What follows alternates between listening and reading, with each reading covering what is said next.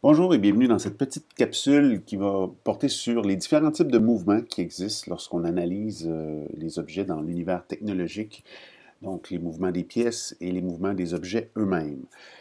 Je vous réfère à vos notes de cours à la page 171. Donc, il y aura trois types de mouvements qu'on va voir ensemble. On va voir quelques exemples et je vais essayer de les décrire pour que vous les reteniez le mieux possible. Le premier mouvement, le plus simple et le plus facile, lorsqu'on se déplace en ligne droite, vraiment de façon rectiligne, peu importe la direction.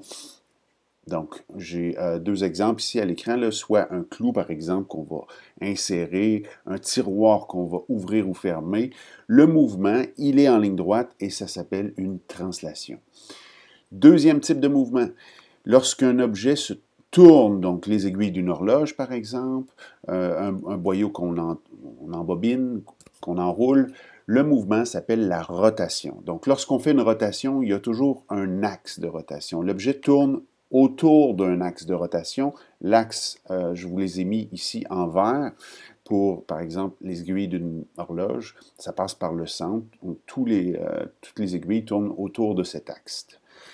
Le dernier mouvement, le troisième, c'est une forme de combinaison des deux autres. On appelle le mouvement hélicoïdal. Le meilleur exemple serait, par exemple, un ballon de football américain. Ça fait les deux mouvements en même temps. Hein? On dit que ça suit un axe, mais en tournant. La vis ou tout ce qui visse et dévisse est un excellent exemple aussi. Là. Donc, c'est un mouvement qui se trouve le meilleur moyen de le décrire, c'est en faisant une espèce de tire-bouchon comme la queue d'un cochon. Donc, le mouvement hélicoïdal, nouveau mot, vocabulaire, c'est une combinaison des deux quand ça visse et dévisse généralement. Donc, encore une fois, il y a un axe puisqu'il y a une rotation et il y a un mouvement linéaire en même temps. Donc, on vient de voir trois mouvements. Très rapidement, il y a des symboles associés à ça. Donc, le premier en haut, hein, vous voyez des lignes droites. On se rappelle, ligne droite, translation. Lorsqu'on tourne, que ce soit avec une flèche, une double flèche, on appelle ça une rotation. Et le dernier, qui ressemble à une queue de cochon, c'est le mouvement hélicoïdal. Dans chacun des cas, il y a une symbologie qui est associée à ça. Donc, vous voyez les flèches, c'est des petites flèches minces avec des embouts, soit d'un seul côté ou des deux côtés. On va différencier les deux. Lorsque vous dessinerez des objets dans l'univers technologique, vous essaierez de faire des schémas et tout, vous emploierez ces petits symboles-là. Et donc, pour distinguer lorsqu'une pièce bouge dans un seul sens, donc on dit dans ce temps-là que c'est unidirectionnel, on va mettre une flèche seulement sur un bout. Si on met une flèche sur les deux bouts, ça veut dire que la pièce peut, ou l'objet peut bouger dans les deux directions, soit en rotation, soit de mouvement hélicoïdal. Dans tous les cas, ça se combine. Donc, dans vos notes, vous pouvez retenir un peu l'essentiel de ce que je viens de raconter. Ça va être très court, là, hein? Trois mouvements. Le premier, la translation, qui est un mouvement en ligne droite. Vous avez quelques exemples, des images. Hein? Donc, l'escalier, par exemple, mécanique, c'est un mouvement linéaire, hein, le long de la pente, qui est unidirectionnel. Vous pouvez vous noter les deux symboles, soit une flèche dans un sens, une flèche avec double sens, bidirectionnel. Donc, vous avez quelques exemples. Deuxième mouvement, petit rappel, la rotation. Donc, la rotation, c'est quoi? C'est lorsqu'on tourne autour d'un axe. Remarquez, là, le concept clé, là, si vous voyez un axe, vous voyez quelque chose qui ne bouge pas, parce qu'un axe, c'est le principe, hein, et ça tourne autour de l'axe, c'est parce que c'est un mouvement de rotation. Je vais y revenir dans quelques instants. Vous avez des exemples, par exemple, et vous pouvez, encore une fois, mettre les symboles dans vos notes.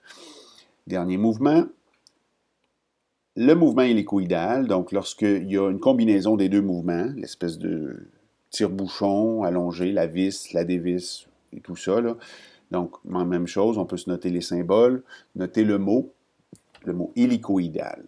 Maintenant, par des exemples. Comment on peut, bien entendu, sur des images fixes, c'est beaucoup plus difficile si on en fait avec quelques images animées, par exemple, ce que vous voyez en ce moment à l'écran, hein, les portes bleues, c'est quoi le mouvement qu'elles font, ou les fenêtres bleues, les portes-fenêtres, hein, c'est des mouvements de translation. Vous voyez, là, le déplacement, il se fait en ligne droite, le long de, on voit même la petite trace au sol, là, la petite trace grise. Dans la même image, on peut voir deux, même trois roulettes roue à engrenage dans le haut qui effectue des mouvements de rotation. Hein, on voit que le mouvement de rotation, dans ce cas-ci, est transformé en mouvement de translation. Donc, lorsque c'est en mouvement, c'est plus facile de voir. Je vais en montrer quelques images, et ensuite de ça, on essaiera de voir là, avec des images qui sont plutôt fixes. Donc, on voit dans l'image à l'écran en ce moment, par exemple, il y a une pièce là, magenta ou violette qui fait le mouvement en ligne droite, qui est le mouvement de translation, tandis que la petite pièce ou les pièces qui sont bleutées font plutôt un mouvement rotatif, un mouvement de rotation autour d'un axe qui passe par le milieu de l'objet, là, vous le voyez ici à l'écran. Un autre exemple, le mouvement spécial, le mouvement avec un drôle de nom, le mouvement hélicoïdal. Hein? Donc la pièce rouge qui est là, qu'est-ce qu'elle fait comme mouvement? Je vais... comme ça, vous voyez la pièce qui tourne en même temps le long d'un axe. Donc, l'axe passe au travers de la vis verte, là, je mets entre guillemets la vis verte. C'est un mouvement hélicoïdal. Autre exemple, cette fois, il y a une pièce verte qui bouge et il y a une pièce bleue qui bouge. Lorsque on analyse comme il faut, par exemple, la pièce verte, c'est assez facile de voir que son mouvement, simplement, il tourne autour de lui-même, donc c'est un mouvement de rotation. Maintenant, la pièce bleue, hein, faites attention, c'est pas parce qu'il y a une vis que c'est forcément un mouvement hélicoïdal. La pièce bleue, là, on peut voir par le fait, la petite encoche ici, là, dans le fond, on voit que la pièce, elle fait seulement un mouvement de translation. Pendant qu'on tourne la pièce verte, on a un mouvement de translation de la pièce bleue. Autre exemple ici, par exemple, une bielle manivelle, la petite pièce jaune, c'est quoi son mouvement? Ben, c'est un mouvement de translation. Donc, c'est comme ça, d'ailleurs, hein, que ça fonctionne dans les moteurs. La pièce rouge, elle, c'est un mouvement rotatif, un mouvement de rotation autour d'un axe qui passe par le milieu. Je viens de dire, là, c'est ça qu'on retrouve dans les moteurs. Donc, dans un moteur, il y a plein de pièces qui bougent. Un moteur de voiture, là, typiquement, vous voyez à l'écran, un moteur de voiture, il y a des pièces qui font le mouvement de rotation, qui tournent autour d'un certain axe, autour de moyeu. Et les pistons, eux, font un mouvement de translation. Donc, c'est une espèce de conversion. On va voir ça l'an prochain. Transformation de mouvement. Vous avez des biais de manivelle ici. Là. Donc, les pistons font le mouvement de translation, tandis que l'ensemble des autres pièces font plutôt des mouvements de rotation autour d'un axe. Un objet un petit peu plus complexe avec un petit piège. Donc, cet objet, le plus simple, hein, la pièce rouge dans le bas, on va parler de mouvement de rotation. Encore une fois, il y a un axe. La petite pièce grise qui est au-dessus, qui fait une petite saccade, en fait, elle fait un mouvement de haut en bas, un mouvement de translation. Et maintenant, le bras. Le bras du monsieur, c'est quoi son mouvement?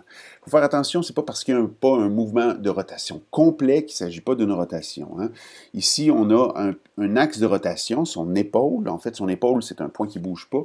Et même le petit mouvement, c'est un mouvement de rotation. On pourrait se laisser prendre, mais faites attention, s'il y a une partie de la pièce ou de l'objet qui ne bouge pas et que le reste bouge en même temps, souvent, c'est parce que ça fait référence à une rotation. Donc, pratiquez-vous avec différentes images. Je vous laisse avec deux dernières images. Donc, lorsqu'elle ne bouge pas, là, ça pourrait être sur une photo, on peut quand même s'imaginer comment bouge la pièce. Donc, sur l'image au-dessus de moi ici, vous voyez par exemple un couvercle. Hein? Lorsqu'un couvercle, on peut le visser ou le dévisser.